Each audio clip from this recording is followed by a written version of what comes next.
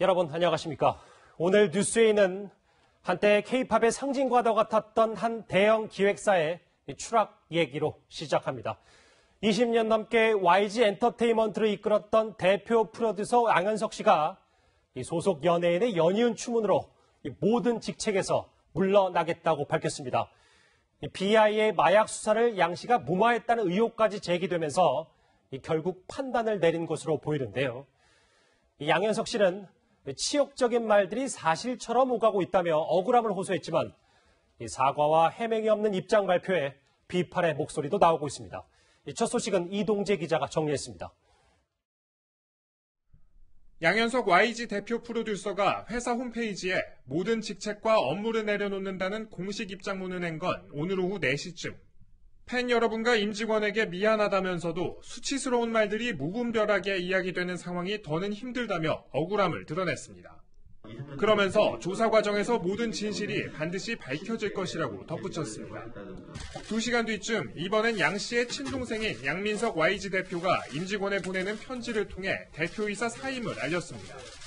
양 대표는 양현석 총괄님의 결정이 오해 없이 전달되기 위해서는 저의 입장 정리가 필요하다면서 사임 배경을 밝혔습니다.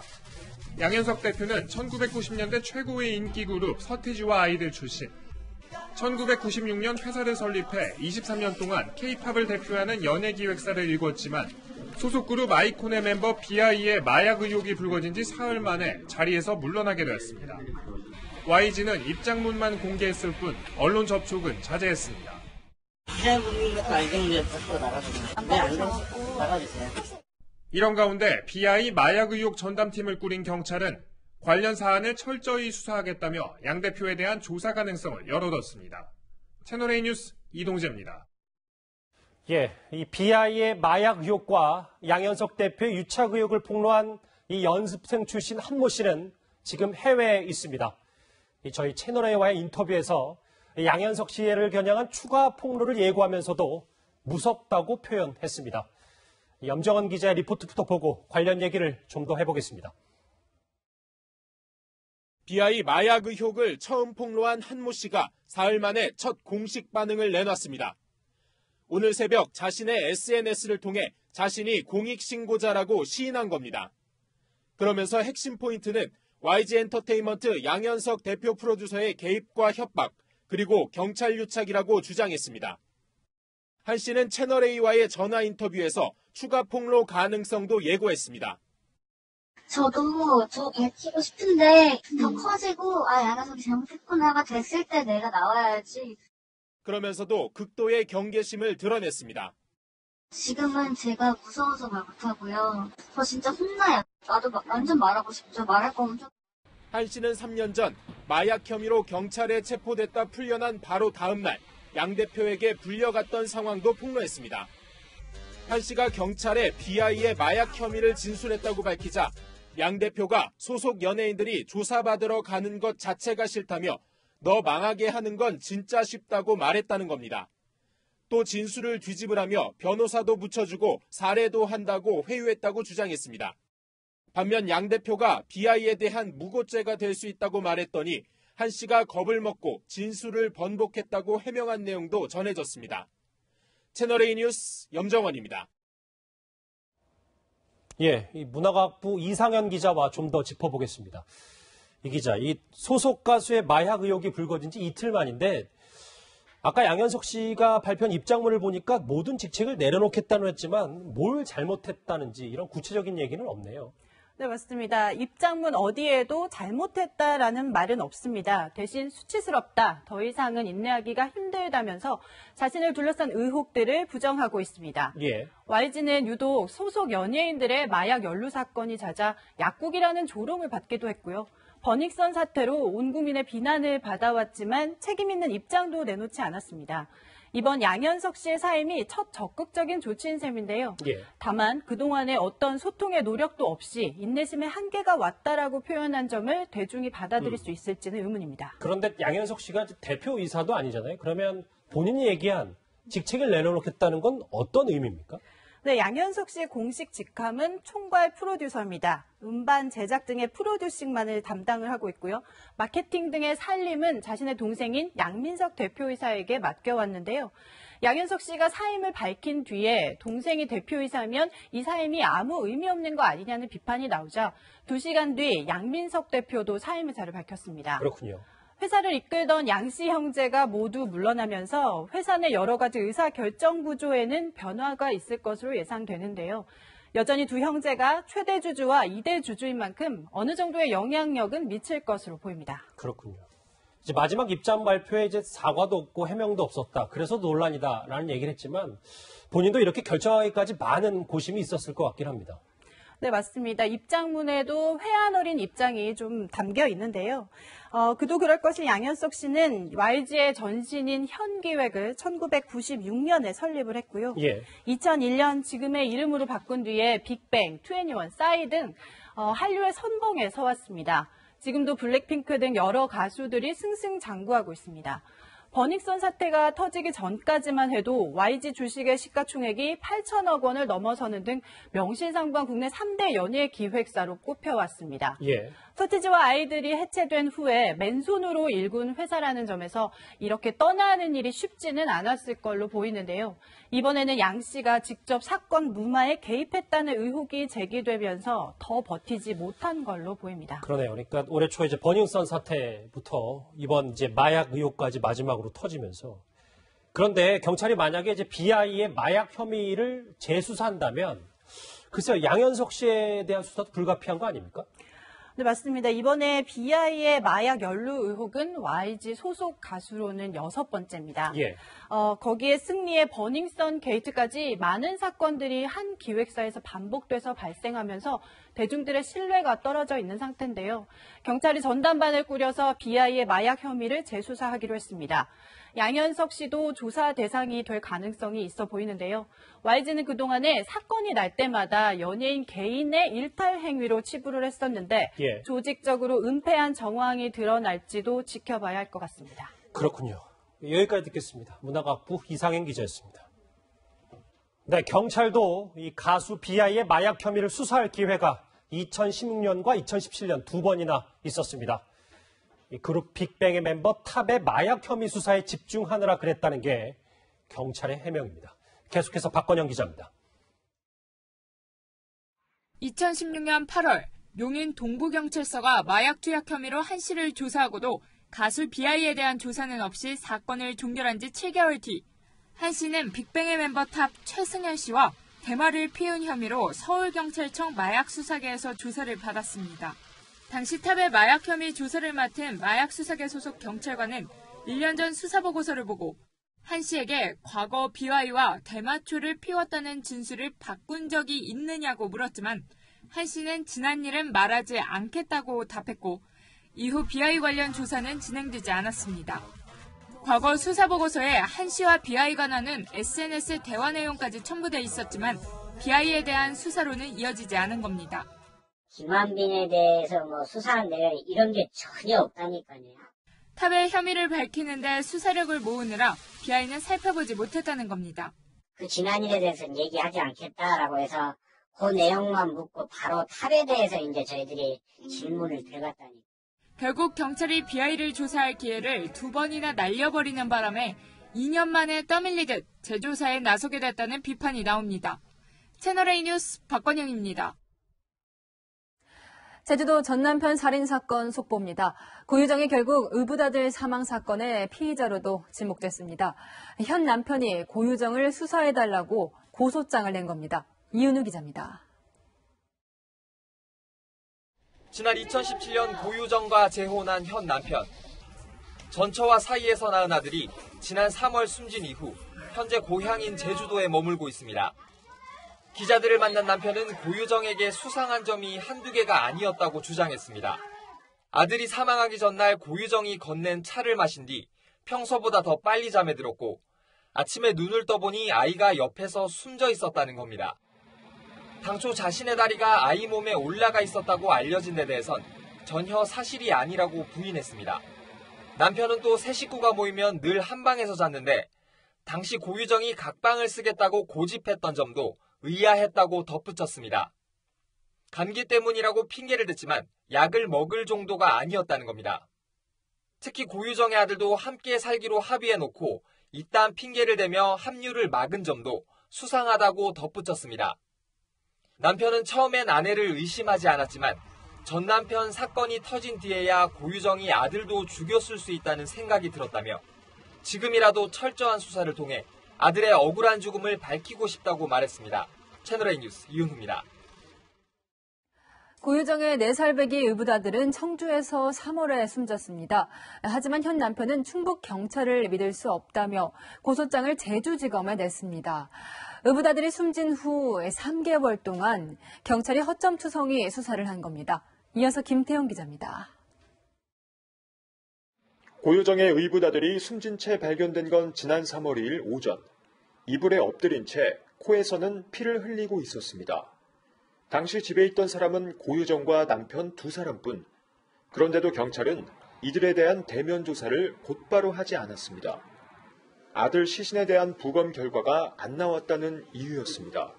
우리가 강제로 고유정을 큰 떼어내서 할 수 있는 것이니까 주식사로 죽였다는 소개 나온 게 아닌가. 다른 변사처리. 2달 뒤 질식사로 추정된다는 부검 결과가 나온 뒤에야 정식 대면 조사가 진행됐습니다. 하지만 고유정이 한 차례 조사를 받은 이후 추가 조사를 거부하면서 수사도 진전이 없었습니다. 남편이 받은 국립과학수사연구원의 약물 검사도 고유정이 거부하면서 지금까지 이루어지지 못했습니다. 2사람의 휴대전화와 컴퓨터에 대한 압수수색도 이때서야 이루어졌습니다. 의붓아들 사망에 대한 의혹이 커지자 경찰은 오는 25일 이후 제주도로 형사들을 보내 고유정에 대해 조사할 방침입니다. 참고인 신분인 2사람을 강제 수사할 상황이 아니었다는 게 경찰의 해명이지만 적극적인 수사가 있었다면 또 다른 범행을 막을 수 있었을 거란 지적도 나오고 있습니다. 채널A 뉴스 김태형입니다. 숨진 전 남편의 시신은 아직 못 돌아왔는데 제주 경찰의 수사도 허술하기는 매한가지입니다. 경찰이 얼마 전 고유정 전 남편 것으로 추정된다며 뼈 조각을 수거하는 영상까지 언론에 공개했죠. 알고 보니 동물뼈였습니다. 김희태 기자가 보도합니다. 인천의 재활용품 처리장에서 경찰이 수색을 벌입니다. 제주경찰은 경찰 병력 60명과 경찰기형까지 투입됐다고 설명하며 이례적으로 수색 영상까지 언론에 공개했습니다. 뼈로 추정되는 물체가 수습한 게 나는 한 3일 정도. 이후 국립과학수사연구원은 이 뼈에 대해 유전자 검사를 진행했고 오늘 사람의 뼈가 아니라고 결론 내렸습니다. 동물뼈라는 겁니다. 또 제주 펜션과 경기 김포시 아파트에서 수거한 머리카락은 DNA 분석이 불가능하다고 통보했습니다. 제주경찰은 이번 사건의 현장 보존도 제대로 하지 않아 초기 수사가 부실하다는 지적을 받아왔습니다. 또 사건을 검찰에 넘길 때까지 살해 동기도 명확히 밝혀내지 못했습니다. 여기다 사람 뼈인지 동물 뼈인지 확인도 못한 상황에서 수색 영상을 먼저 공개하는 등 수사의 신뢰성을 무너뜨리고 있다는 지적이 나옵니다. 채널A 뉴스 김희태입니다. 생후 7개월 어린 딸을 굶어 죽게 한 뒤 상자에 담아둔 비정한 부모가 검찰에 넘겨졌습니다. 살인죄가 아니라 아동학대 치사죄만 적용됐습니다. 최수연 기자입니다. 생후 7개월 된 딸을 방치해 숨지게 한 혐의를 받는 부부가 포승줄에 묶여 차례로 경찰서 밖으로 나옵니다. 숨진 아이를 왜 종이박스에 넣어뒀나요? 아이한테 하고 싶은 말 없으세요? 경찰이 21살 아빠와 18살 엄마를 오늘 검찰에 넘기면서 적용한 혐의는 아동학대 치사입니다. 부부가 아이를 살해할 의사가 있었다거나 사망에 이를 줄 알면서도 방치했다고 보기는 어렵다며 살인 혐의를 적용하지 않은 겁니다. 부부는 경찰 진술에서 상대 배우자가 아이를 돌볼 거라고 생각했다며 아이의 사망을 예상치 못했다고 주장했습니다. 수사 결과 아이가 숨진 걸 확인한 뒤 아이 엄마가 남편에게 아이를 묻을 장소를 묻는 문자 메시지를 보낸 사실도 확인됐지만 부부는 장례 비용이 없어 숨진 아이를 묻어주려 했을 뿐이라고 해명했습니다. 기소 의견으로 사건을 검찰에 넘긴 경찰은 숨진 아이의 정확한 사망 원인은 한 달 뒤로 예정된 국립과학수사연구원의 정밀 부검 결과를 통해 확인할 계획입니다. 채널A 뉴스 최수연입니다.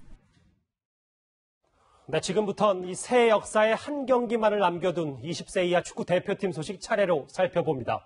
이 결승전을 앞두고 우리 대표팀은 신세대답게 신나게 음악을 들으면서 막바지 전술을 가다듬었습니다.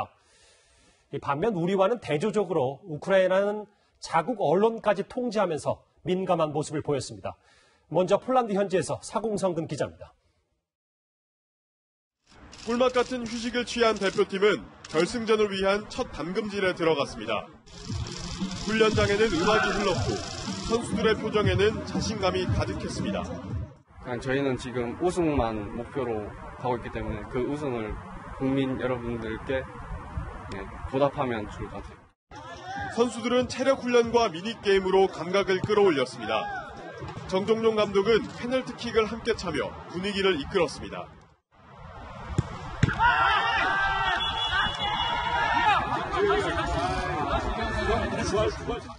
골키퍼 발이 골라인에서 떨어졌다며 다시 시도해 결국 성공했습니다.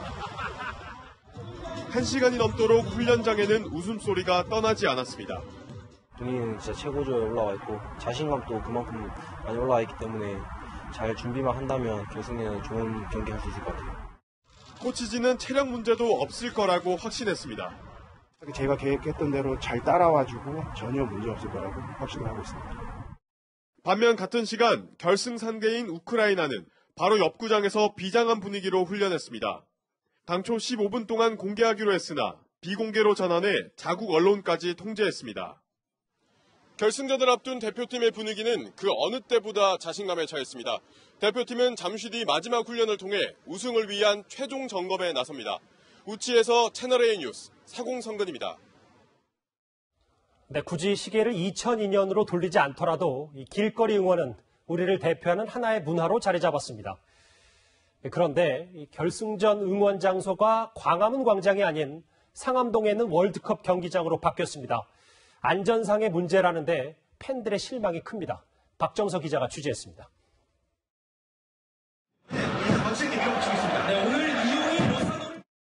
월드컵마다 붉은 물결로 가득 찼던 축구 응원의 성지 광화문 광장. 하지만 이번 20세 이하 월드컵 결승전 응원은 광화문 광장에서 열리지 못합니다. 핵심 구역인 중앙광장의 시설물 3개를 치울 수 없게 되면서 수십만이 모일 경우 사고 우려가 높기 때문입니다. 그 인원들이 한 곳으로 이제 몰릴 거는 안전상에 좀 문제가 있을 수 있겠다. 과거처럼 인근 서울시청 광장도 함께 개방할 경우 안전사고 문제는 해결되지만 올해는 이마저 여의치 않습니다. 이곳 시청광장은 오늘부터 시작된 아세안 위크 행사로 분주한 모습입니다. 이미 곳곳에 구조물이 설치돼 있어 응원전을 하기는 어렵다는 겁니다. 이 때문에 광화문 광장 천막 철거를 반대한 대한애국당에 대한 비난이 거세지자 애국당은 발끈했습니다. 정치적 표현의 자유를 광화문 광장에서 합법적으로 행사하고 있을 뿐입니다. 서울시는 결국 서울 월드컵 경기장에서 응원전을 열기로 했지만 팬들은 아쉬워합니다. 과연 그 월드컵 규정에서 그만큼 함성과 그런 느낌을 받을 수 있을지는 좀...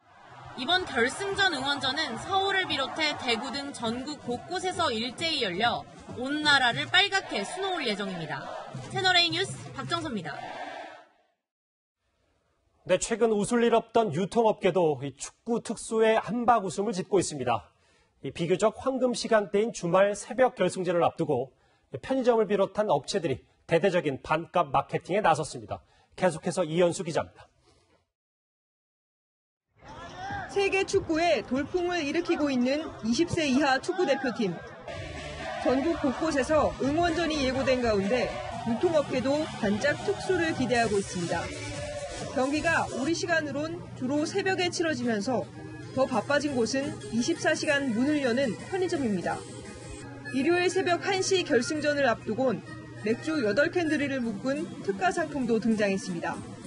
시간대가 너무 좋아가지고 맥주랑 치킨 같은 거 사가지고 같이 집에서 보면서 먹을 것 같아요. 같이 사는 친구들이 있어서 같이 모여서 볼 것 같아요. 재밌게 하죠.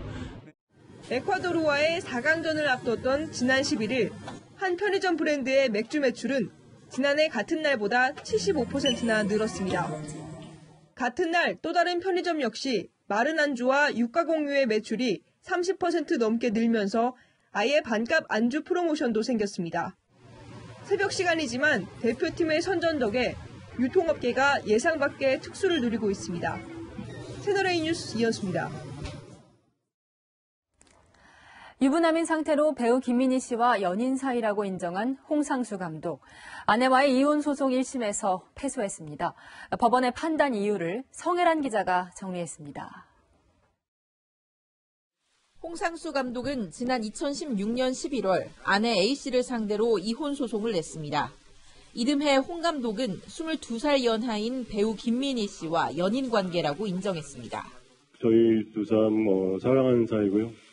저희 나름대로 진솔하게 사랑하고 있습니다. 진심을 다해서 만나고 사랑하고 있습니다. 모든 것들을 겸허히 받아들이고 있습니다.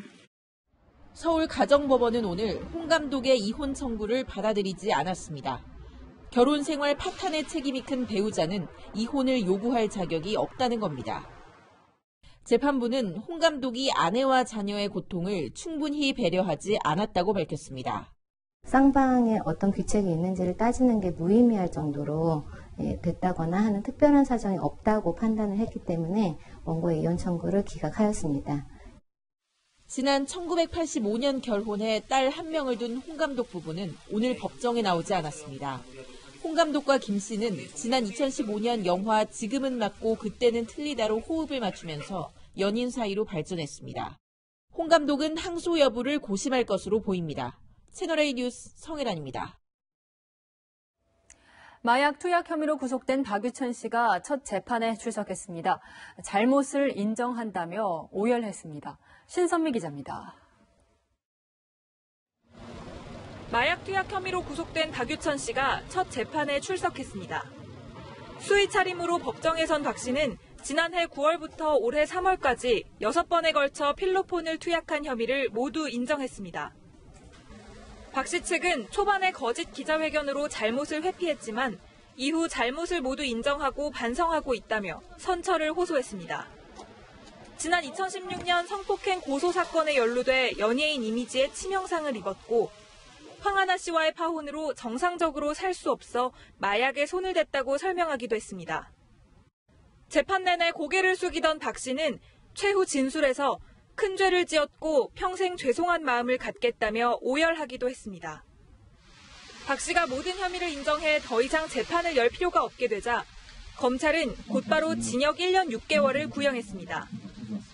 또 마약 구매에 쓴 돈 140만 원을 추징해달라고 재판부에 요청했습니다. 박 씨의 선고 공판은 다음 달 2일 열립니다. 채널A 뉴스 신선미입니다. 손석희 JTBC 사장의 뺑소니 의혹에 대해 경찰은 무혐의 의견으로 검찰에 사건을 넘겼습니다. 하지만 검찰은 5가지를 더 확인하라며 경찰에 재수사를 지시했습니다. 최주연 기자입니다. 손석희 JTBC 사장은 2년 전 경기 과천시의 한 교회 주차장에서 견인차와 부딪혔습니다. 아무 조치 없이 현장을 빠져나가 뺑소니 혐의로 수사를 받아왔습니다. 수리장 나가는데 저를 치셨고 선생님 차량을 두들기면서 사과막 이제 덜컹덜컹 거리감에 비포장돼서 저는 그걸 모르고. 경찰은 지난달 무혐의 의견으로 사건을 검찰에 보냈습니다. 하지만 검찰은 경찰에 다음 달 10일까지 5가지 사안을 다시 수사하라고 지시했습니다. 먼저 건강보험공단에서 견인차 기사 김 씨의 보험 자료를 확보하라는 겁니다. 김 씨는 경찰에서 신체적 피해가 없었다고 진술했는데 정확히 확인하라는 의미입니다. 또 피해 견인차 기사가 사건 직후 현장으로 불렀던 동료 견인차 기사 A씨를 소환 조사하라고 했습니다. 목격자도 조사하지 않고 무혐의로 결론 내릴 순 없다는 판단입니다. 112 신고와 출동 내역 확인도 지시했습니다. 경찰 관계자는 보안 수사를 하고 있지만 부실 수사라는 지적은 이해할 수 없다고 말했습니다. 채널A 뉴스 최주연입니다. 윤지호 씨를 공익 제보자로 치켜 세웠다가 비난을 받은 더불어민주당 안민석 의원이 오늘 SNS에 입장을 밝혔습니다. 자신이 국민의 판단을 흐리게 하지는 않았을 것이라며 책임을 피했습니다. 김철중 기자가 보도합니다. 안민석 의원이 윤지호 씨의 거짓 증언 의혹에 대해 심경을 밝혔습니다. 윤 씨를 도운 것이 국민들의 판단을 흐리게 했을 만큼 국민들이 어리석지 않다고 말했습니다. 자신의 행동을 보고 윤 씨를 후원한 국민은 없을 거라며 책임이 없다는 취지입니다. 안 의원은 지난 4월 윤지호와 함께 동행하는 모임을 결성하며 윤 씨를 공익제보자로 만들었습니다. 윤지호 씨의 이 투쟁에, 진실을 향한 이 몸부림, 이 투쟁에 우리 의원들이 앞으로 함께 동행을 하기로 그렇게 의견을 모았다라고 말씀을 드리고요. 윤 씨가 국회에서 땅콩 회항 사건을 폭로한 박창진 전 사무장 등과 출판 기념회를 열도록 돕기도 했습니다. 저는 오늘 대한민국의 또 다른 희망을 봅니다. 윤지호를 응원하기 위해서 여기 오신 분들은. 안 의원은 혹시 모를 피해를 걱정해 공익제보자들이 내미는 손을 외면하는 비겁한 정치인이 되긴 싫다고 말했습니다. 채널A 뉴스 김철중입니다. 중동 오만 해상에서 일본과 노르웨이 유조선이 공격을 받았습니다. 미국은 배후가 이란이라고 주장했는데 이란이 미국의 자작극이라고 반발하며 갈등이 고조되고 있습니다. 워싱턴에서 김정한 특파원입니다. 바다에서 검은 연기와 함께 시뻘건 화염에 휩싸인 유조선. 오만해를 지나던 일본 해운업체 소속과 노르웨이 선사 유조선 두 척이 어뢰로 추정되는 공격을 받았습니다. 인근 현대상선 선박이 노르웨이 선박 선원 전원을 구조하는 등 일단 인명피해는 없었지만 국제평화에 대한 위협이라며 미국은 이란을 배후로 지목했습니다. This assessment is based on intelligence, the weapons used, the level of expertise needed to execute the operation, recent similar Iranian attacks on shipping. 미 군 당국은 이란 경비정이 피격 유조선에 접근해 터지지 않은 폭탄을 제거하는 장면이라며 동영상을 공개했습니다. 또 구축함 메이스노 등을 사고 해역에 급파하고 추가 병력도 파견할 예정입니다. 그러나 이란은 군사행위 명분 쌓기용 미국의 자작극이라 반박하고 있습니다. 일본 화물을 실은 유조선 두 척이 중재를 자임해온 아베 일본 총리의 이란 방문 기간 공격받았다는 점에서 의도된 공격이란 해석도 나옵니다. 이란은 미국의 추가 파병 등 군사적 압박에 맞서 해협 봉쇄 등을 경고해온 만큼 이번 사태로 중동 정세는 더욱 악화될 것으로 보입니다. 워싱턴에서 채널A 뉴스 김정한입니다. 네, 대규모 시위에 참여했던 홍콩 시민들이 교통카드를 사용하지 않고 있습니다. 정부가 자신의 위치를 추적할까 봐 걱정해서라고 하는데요. 여기에 정부가 시위 진압이 정당했다고 주장해 시민들은 분노하고 있습니다. 김윤정 기자가 보도합니다. 홍콩 시민의 99%가 사용하는 교통카드인 옥토퍼스 카드. 최근 지하철역에서는 이 카드 대신 현금으로 지하철표를 사기 위해 사람들이 긴 줄을 서고 있습니다. 신원 정보가 들어간 옥토퍼스 카드를 사용하면 정부가 자신의 위치 정보를 추적할 수 있다는 두려움 때문입니다. 자기가 이때까지 이동했던 경로들 있잖아요. 그런 게 쫙 나오거든요. 볼 필요가 있다 없다 그런 걸 떠나서 전체적으로 약간 불신이 되게 커진 거죠. 지난 12일 시위대에 고무탄을 쏘거나 폭행하는 등 과잉 진압 영상이 확산되면서 시민들의 분노가 높아지고 있는 상황. 홍콩 정부는 문제가 없다는 입장입니다. I consider my officers are acting in accordance with our guidelines and they rightfully use the force to protect themselves and other people at the scene. 홍콩 경찰은 또 20대 초반의 청년 이반 이프를 시위 기획자로 지목하고 체포했습니다. 중국은 홍콩 시위 관련 기사가 올라오는 우리나라 포털 사이트와 해외 언론 사이트의 접속을 완전히 차단했습니다. 그동안 불빛을 밝히자는 의미로 흰색 옷을 입었던 홍콩 시민들은 오는 일요일 강경 진압을 규탄한다는 의미로 검은색 옷을 입고 대규모 시위에 나섭니다. 채널A 뉴스 김윤정입니다. 헝가리 유람선 참사 남은 실종자는 여전히 3명입니다. 유람선 침몰 사고를 낸 선장이 어제 구치소에서 풀려나는 모습 저희가 속보로 전해드렸었는데요. 아무 대답 없이 차에 올라탄 뒤 이 취재진을 따돌리기 위해 위험한 질주를 했습니다. 이 내용은 우현기 기자가 취재했습니다. 6,100만 원의 보석금을 내고 구치소를 나오는 유리선장. 모자와 종이로 얼굴을 가린 채 질문에 아무 답변도 하지 않고 급히 준비된 차량에 올라탑니다. Anyone for Korean victims? Anyone for Korean victims? 유리선장이 탄 차량은 대로 쪽을 향해 달리다가 5분 뒤 길가에 잠깐 멈춰섭니다. 유리선장을 태운 차량은 바로 이곳에서 10분간 차량을 정차시킨 뒤 취재진을 따돌리기 위한 위험한 질주를 시작했습니다. 골목길을 시속 70km로 달리고 반대편 차가 오는 것도 아랑곳하지 않고 끼어들며 30분가량 달리다가 차들 사이로 사라졌습니다. 현지 언론들은 유리선장이 부다페스트 시내 호텔에 머물 것이라고 보도했습니다. 보석을 허가한 법원 측은 선장이 사고 후 자신의 휴대전화 데이터를 지운 것을 증거인멸로 규정할 수 없다고 밝혔습니다. Ugye az üggyel összefüggő történetet tüntetett el a telefonjáról, addig ezt bizonyítékként nem lehet értékelni. 유리선장은 전자발찌를 찬 채 부다페스트에서만 머물러야 하고 머무르는 곳을 바꿀 경우 법원과 경찰에 반드시 주소를 통보해야 합니다. 부다페스트에서 채널A 뉴스 우현기입니다. 네, 헝가리 당국은 이 가해 선박인 바이킹 시기노 역시 풀어준 것으로 알려졌습니다. 이 우리로선 납득하기 힘든 결정인데요. 앞서 이 강경화 외교부 장관이 헝가리를 찾아가서 철저한 수사를 촉구한 게 무색해지고 있습니다. 이어서 이동훈 기자입니다. 바이킹 시기노 선장이 석방된 데 이어 조사를 받던 바이킹 시긴호도 헝가리를 떠나자 부실 수사 논란이 제기됐습니다. Nem elég megfogni azt az embert, akit gyanúsítanak, hozzáteszem 11 fős reménységből. Legénységből nem biztos, hogy ő az egyetlen ember, aki felelősséggel fog majd tartozni. Ezt majd kivizsgálják a hozzáértő emberek. 국내에서도 뺑소니 혐의까지 있는 선장을 풀어준 건 이해할 수 없다는 반응입니다. 우리나라에서는 도주 우려나 증거인멸 가능성이 있으면 보석이 허용되지 않기 때문입니다. 그리고 지금 피해자들과 아무런 합의가 안 됐기 때문에 만약에 우리나라에서 이런 사건이 터지고 보석 청구하면 기각됐을 확률이 높죠. 강경화 외교부 장관의 철저한 수사 촉구가 무색해졌다는 지적도 나옵니다.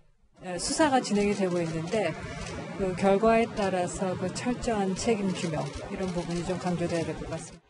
외교부 당국자는 헝가리 법원의 판단을 우리가 평가하는 건 적절하지 않다고 말을 아꼈습니다.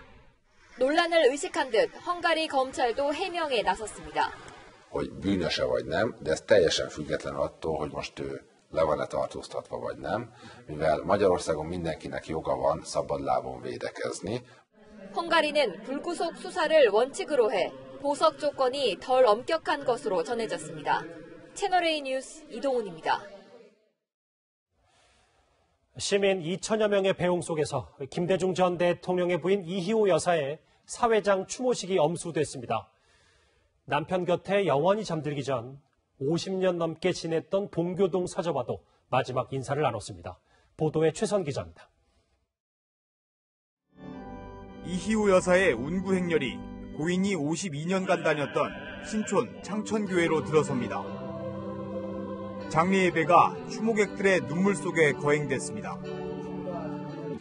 큰손자 김종대 씨의 품에 안긴 고인의 영정은 동교동 사저로 향했습니다.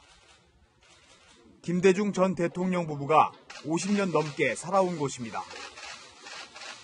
사저 응접실과 도서관 집무실에선 김 전 대통령의 영정 옆에 이 여사의 영정이 나란히 놓였습니다. 경비대원들의 거수 경례를 받으며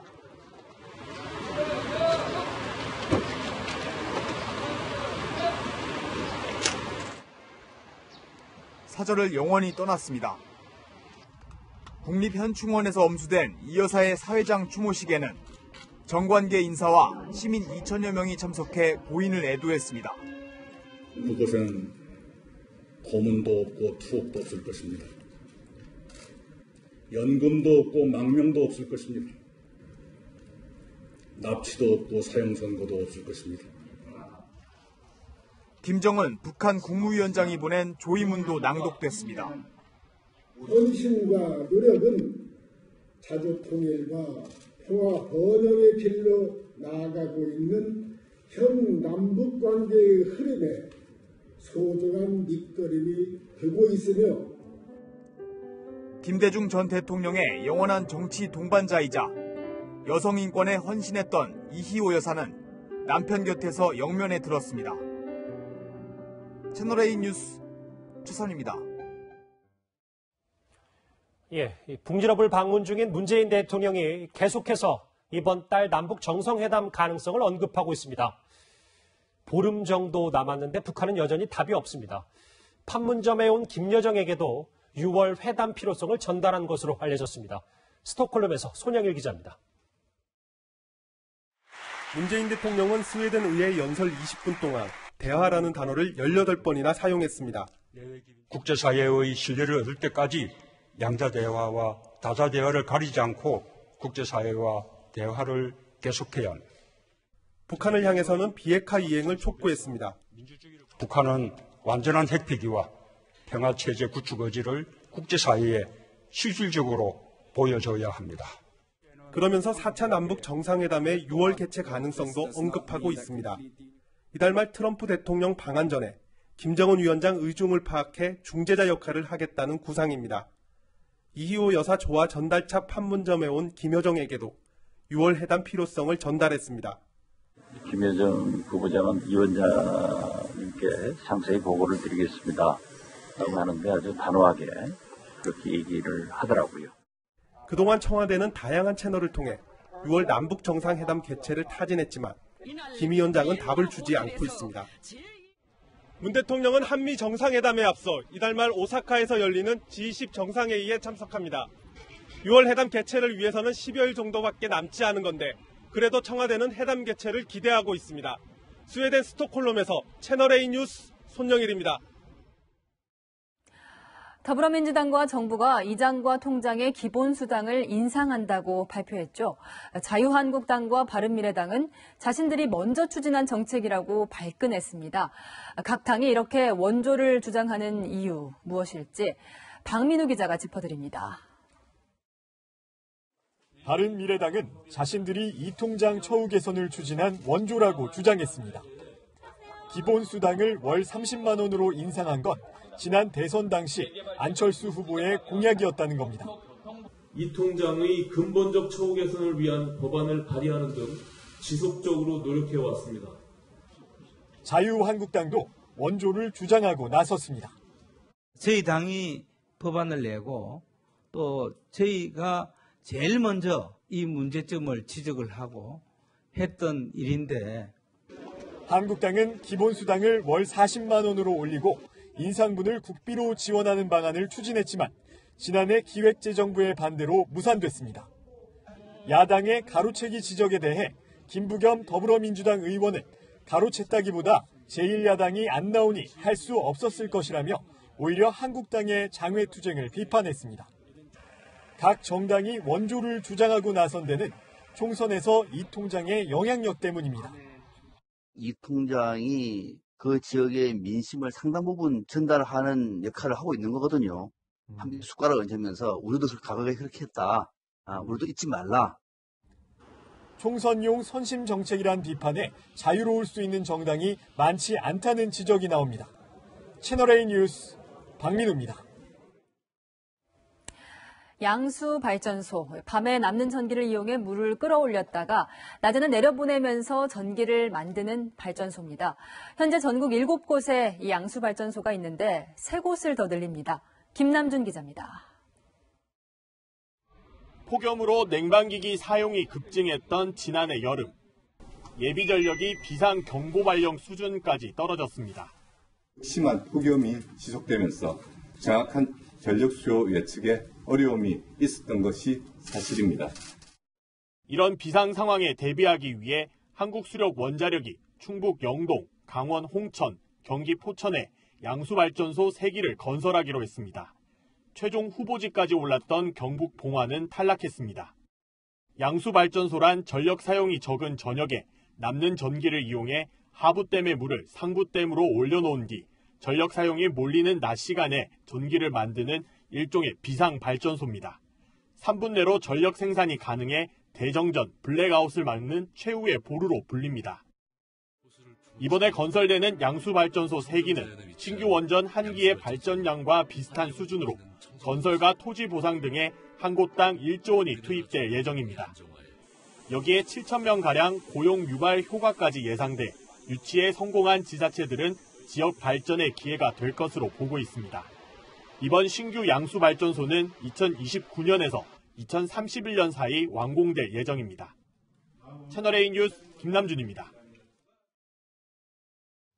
이번 주말 나들이는 토요일보다는 일요일이 더 좋겠습니다. 주말 내내 큰 더위는 없지만 토요일에는 비 소식이 있어서 야외 활동 계획에 참고하셔야 됩니다. 이번 비는 주로 동쪽 지역을 중심으로 오는데요. 정오 무렵부터 시작되겠고 서울 지역에서는 오후 3시부터 오후 6시 사이로 보고 있습니다. 서울 등 중부 일부와 영남에는 5에서 40mm, 영서와 경북 많은 곳에는 60mm 이상이 쏟아지겠고요. 강원 영동 지역은 20에서 60mm로 많은 비가 예상됩니다. 이번 비는 벼락과 돌풍을 동반하며 요란하게 쏟아지겠고요. 강원 영서 남부와 경북 지역은 우박 가능성도 있어서 농작물 관리에 신경 쓰셔야겠습니다. 내일 아침 기온은 전국이 17도 안팎으로 출발하겠고요. 비가 오기 직전이라서 무척 습하겠습니다. 한낮에는 서울과 대전이 27도, 대구가 28도로 오늘과 비슷하겠습니다. 당분간 폭염 수준의 더위는 없겠고요. 다음 주 초에는 또 한 차례 비 소식이 들어있습니다. 날씨였습니다. 네, 금요일 뉴스에 준비한 소식은 여기까지입니다. 시청해주셔서 고맙습니다.